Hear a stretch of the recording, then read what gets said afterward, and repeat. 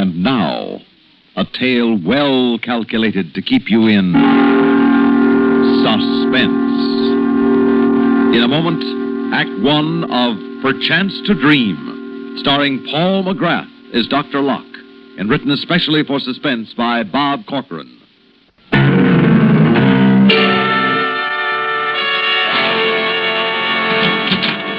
Well, Mrs. Foster, this meeting is certainly under more pleasant circumstances than our first. Yes. I'll never forget the day you called me, Dr. Locke. Please sit down. Thank you. But now you're giving my husband back to me fully recovered, and I do want to thank you for all you've done. Yes. Dr. Locke, is anything wrong? Isn't Paul all right? Well, Mrs. Foster, this is a general hospital, and as far as the abrasions, broken arm, skull fracture are concerned, we were able to effect a complete recovery. But, What is it? What's wrong? Now, when you visited your husband here, did he ever mention Ernest Masterson? No. He's the man whose wife... Was killed by your husband's car. Well, should Paul talk about it? I mean, isn't it better forgotten? Well, some things can never be forgotten, and even worse, some things are remembered wrongly. Wrongly? Yes, this was an unfortunate accident. A sudden blowout. The car whipped onto the sidewalk, and Masterson was badly injured, and his wife was killed. Now, you know it was an accident. I know it's an accident. We remember it that way. The police, the coroner's jury agreed that no one was to blame. Even Masterson has taken that attitude, remembers it this way. But you're afraid that Paul doesn't? I'm pretty sure he doesn't. You see, since the accident was nearby, both your husband and Masterson were brought to this hospital. Masterson is making a good recovery, despite a rather weak heart. But it's taking longer because he's older. Well, has Paul said anything to him that makes you think something is wrong? Your husband won't talk to him. Won't talk to him? Well, why not? I'm not sure. It seems that your husband blames himself for the death of Masterson's wife out of all proportion to the truth. He's often depressed, Miss Foster. He doesn't talk. Often nervous, irritable. I've tried to talk to him. And Masterson's been to his room repeatedly, trying to show him there's no grudge, that he shouldn't go on accusing and blaming himself. But we haven't been able to do a thing. Guilt is a burden not easily thrown down, and it can become unbearable. Well, can't we do something? I suggested a psychiatrist might come in and talk with him. He was very clear in his refusal. Doctor, just what do you think? Well, I think, Mrs. Foster, that he's acted as his own judge and jury, and no one else was allowed at the trial, and I'm afraid the verdict was guilty. Are you sure of this verdict? That's not very scientific, I know, but I do know that something's wrong. And that something might happen? It's possible. And since it is possible, I must tell you of it, no matter how much it might upset you or how wrong I might be, and I hope I'm wrong. What might happen? Well, guilt is a terrible lever. Expiation is often the only thing powerful enough to pacify it. It's possible, in expiation and trying to make atonement for the wrong he feels he's done, that to judge and jury, he might add executioner. Oh, no. You mean do something to himself, take his own life? Oh, no, he couldn't do that. I'm sorry to tell you this, but you know that I must. He has a dream almost every night. He talks in his sleep. I've watched him. I've listened to him. It seems to follow a pattern. He fights for a time, seemingly against doing something. Then the struggle is suddenly over. He gives in. This resistance period is getting shorter. Soon it may be gone altogether. In this dream, he commits suicide? Believe me, Mrs. Foster, when a mind is obsessed by a compulsion, nothing is out of the question. Now, I've asked him about this dream. He seems confused. He either will not or cannot tell me. What can we do to help him? I'll do anything you say. Don't let him see that we've been discussing this. Yes, sir. Come in. Well, down to get the old man out. Hello, darling. You look wonderful. I feel wonderful. I'd like to thank you for everything, Doctor. I guess I wasn't cut out to be a model patient. Well, if they were all as little trouble as you... We better run along. I know you're pretty busy. Oh, I stopped to say goodbye to Masterson. Thought you'd like to know. Oh, fine. That's fine. Well, I hope you're going to enjoy your freedom. I intend to. Thought we might take a little trip. By train. I'm through driving for a while. Would you like that, darling? Yes, that would be wonderful. I was thinking we might take a run up to Providence tomorrow morning. Providence? We don't know anybody in Providence. Well, that's a good reason for going. We'll meet somebody. Hope to see you again, Doctor. Unofficially. No one wants to see the doctor when he's well. Goodbye, Doctor. Bye-bye. But he's not well, Miss Clemens. I'll swear it. He seems fine. Seems, yes, but there's something... Too bad he couldn't have taken it all like Mr. Masterson. He lost his wife, and yet he seems completely without bitterness. I don't think I could be that forgiving. Well, Foster's guilt won't let him be forgiving either, to himself. If only we knew more, Miss Clemens, we could anticipate and block any attempt he might make. Break the pattern of his dream.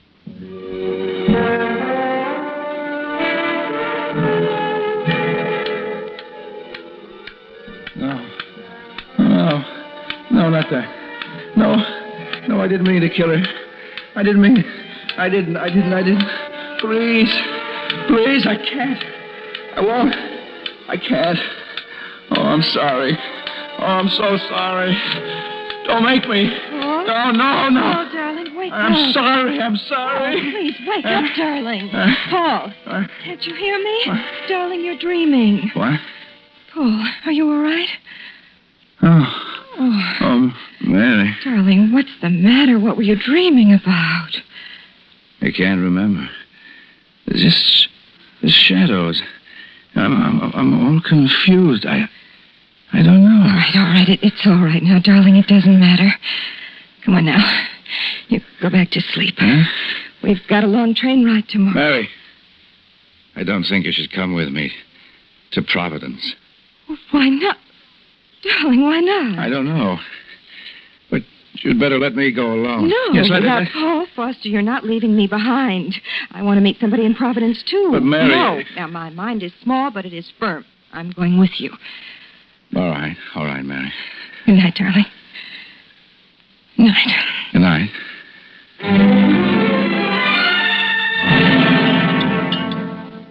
Now, what is that? Bill or fan mail? It's a note from Jan. Must have come by early this morning and dropped it in the mailbox. Anything to save a stamp. What's she got to say? Oh, you know, Jan, it's the usual thing. One of the children is sick. I'm sorry if this is upsetting, and I repeat, I may be wrong. But just to be safe, check his luggage in case. Just in case there's a gun or any other weapon. Still worrying about Mr. Foster, Doctor? Huh? Well, you're getting so you can read my mind, Miss Clemens, and I'm getting so I can't get him out of it. Oh.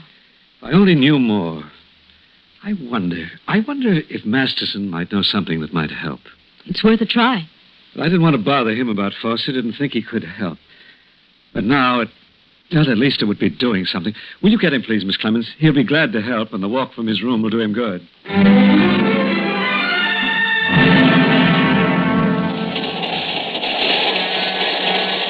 I wish we had something to read. Oh, sure. That's the way it always is. Rush for the train and forget the essentials.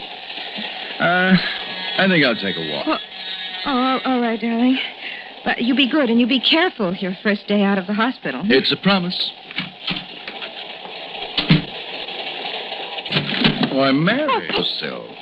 Oh, my goodness, right under my nose. Here, let me close Oh, that. thanks, dear. Oh, why did you... Oh, thank you. There's nothing now that I have cigarettes. Okay. See you later. Lock the door.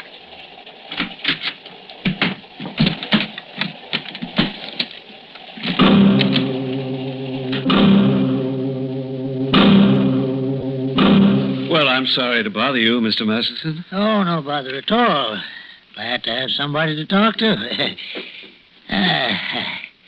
I like to walk, but the chair still feels good. Yes. I guess the old ticket gets a little overworked. Miss Clemens said you wanted to talk to me about Foster? That's right. I guess maybe then this note Foster left me yesterday might make some sense to you. Oh? I got it here someplace. Good. He came to say goodbye. Real nice of him. I was sleeping, so he left me a note. Here it is. I don't rightly understand what he means. Miss Clemens said you think he might do something to himself on account of what he done to me and Ellen. Is that right, Doc? Yes, but this note. Have I been right about the danger and wrong about... Soon you can really forgive me. I will even the score. What does that mean? Even the score. Maybe he means like it says in the Bible. A tooth for a tooth. Killing himself won't do that. Won't do no good at all. Won't bring Ellen back. She is the dearest thing I had in the whole world. And to even the score, Foster would have to lose the dearest thing His wife? Maybe subconsciously he's got some fantastic idea, because of the guilt he feels, that he must make you and himself equal in the way that he made you unequal. Good Lord. Maybe it's not suicide we're faced with, but murder.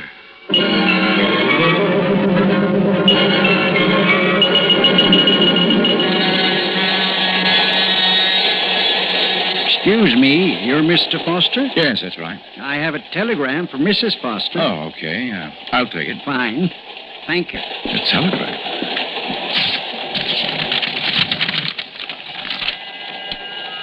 You may be in great danger. Call me at once. Dr. J. Locke, Grant Hospital. Dr. Locke.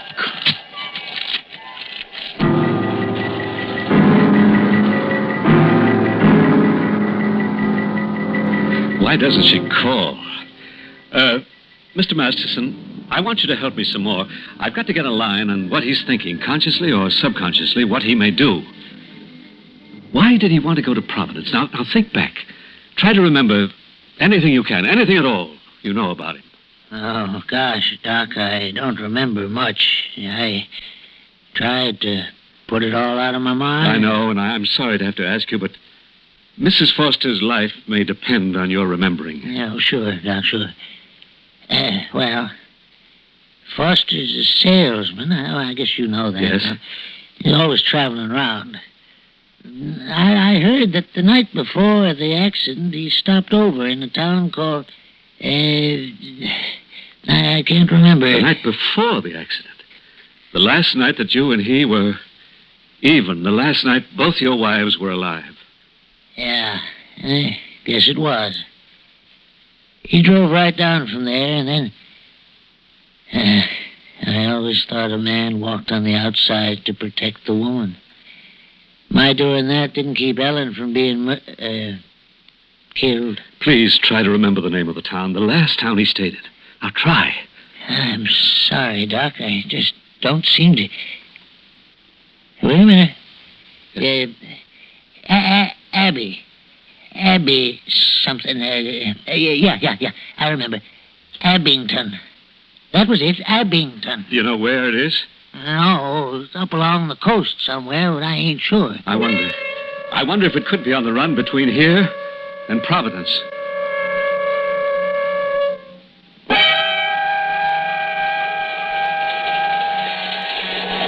Jim. Oh, no. That's nothing. What have you got? Too much. There. Oh, beautiful. 20, 30, 40, 67, 9. 69. Hey, I'm going to keep score. Give me your pencil. Huh? Here. I've got a feeling this is going to be my lucky day. Oh, it's inside pocket of my jacket. There, behind you, I'll Mary. make them redo the old saying to lucky at cards and love. Now, can I use this timetable for a scorecard? Sure. Huh? Something wrong? We are going to Providence, aren't we? That's the plan. Why? Oh, nothing. I just wondered why there was this heavy line drawn around Abington.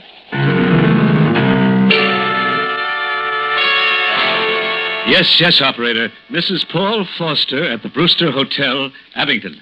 And please hurry. It's very important. Well, it's a break that there's only one hotel in the town. I sure do hope you get her all right. I gotta admit, it all sounds pretty wild to me. Dreams and making restitution back there and all. I know you're a mighty smart fella, Doc, but you know what I mean. Yes, I do very well, Mr. Masterson. And I agree, but there's always the chance. You see, he suffered a tremendous head injury. No one can ever say for certain just what damage is done. No, not to the brain. We can check that quite well. But damage to the mind, that's quite a different matter.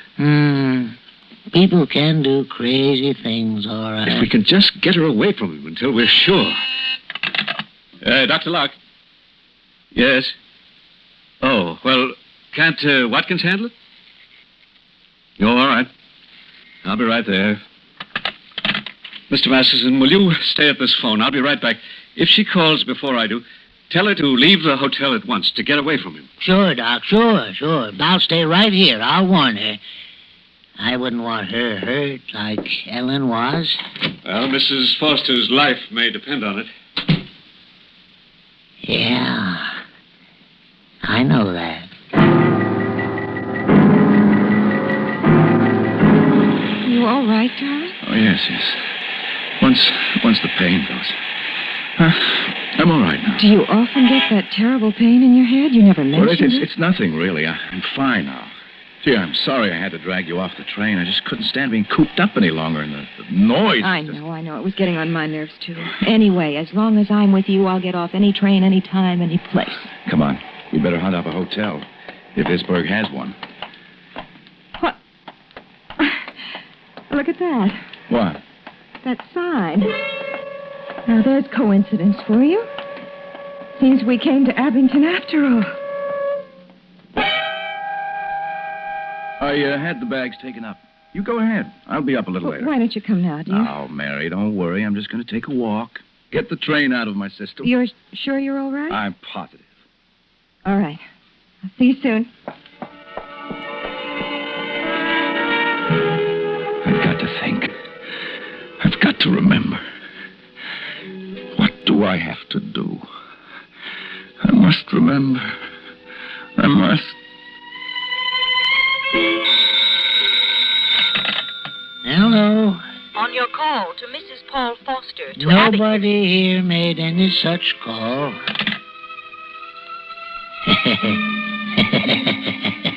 You hear that, Ellen?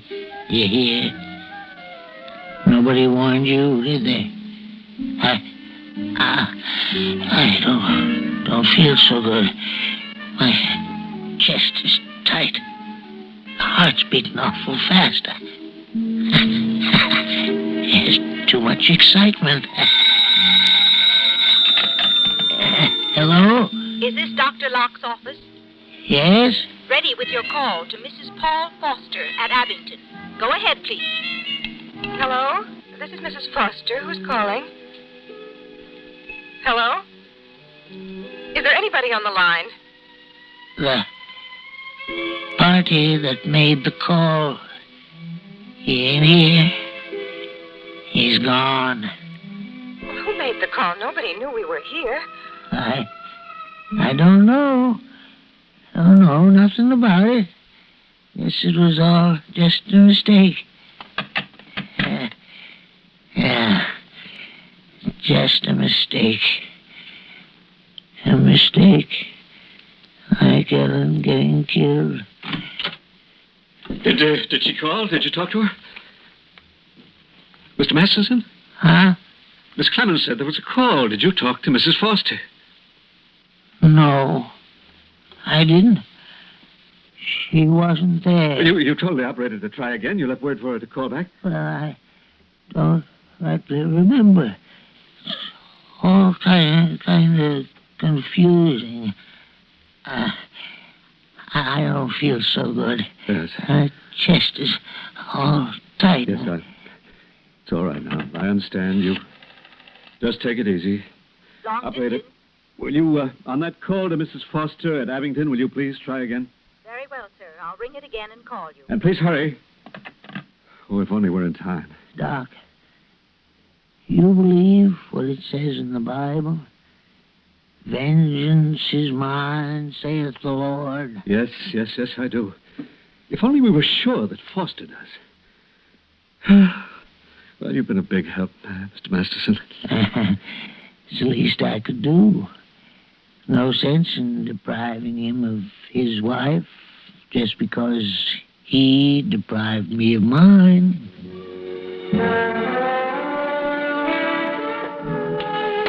I didn't mean to kill Mrs. Masterson. It was an accident. Everybody said it was an accident. Oh, don't make me kill Mary, please. Oh, let me stop. Let me stop. I'm sorry. Oh, don't make me kill Mary. It's a dream. Is it a dream? Do it. And don't dream anymore. Peace. Do it. And then stop. And then peace.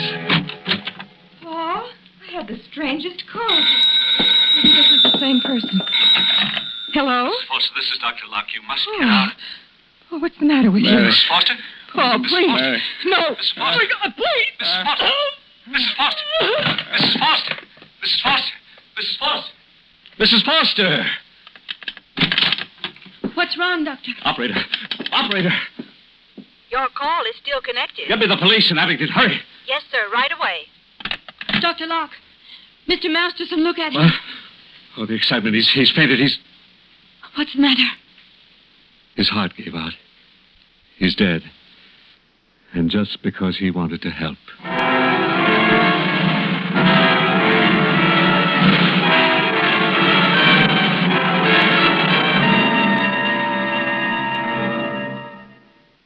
Suspense. You've been listening to Perchance to Dream. Paul McGrath is Dr. Locke, and written especially for Suspense by Bob Corcoran. In a moment, a word about next week's story of Suspense. Suspense is produced and directed by Bruno Zerato Jr., music supervision by Ethel Huber.